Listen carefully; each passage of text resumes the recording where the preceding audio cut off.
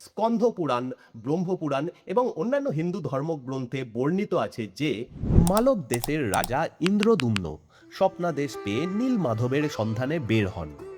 দীর্ঘ অনুসন্ধানের পর তিনি নীলাচলে ভগবান জগন্নাথের প্রথম মহামন্দির নির্মাণের উদ্যোগ নেন।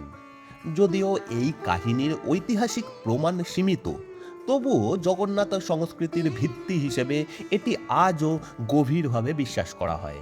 তবে ইতিহাসের পাতা বলছে বর্তমান পুরীর জগন্নাথ মন্দির নির্মিত হয়েছিল দ্বাদশ শতাব্দীতে পূর্ব গঙ্গা বংশের রাজা অনন্ত বর্মন চোডগঙ্গার আমলে।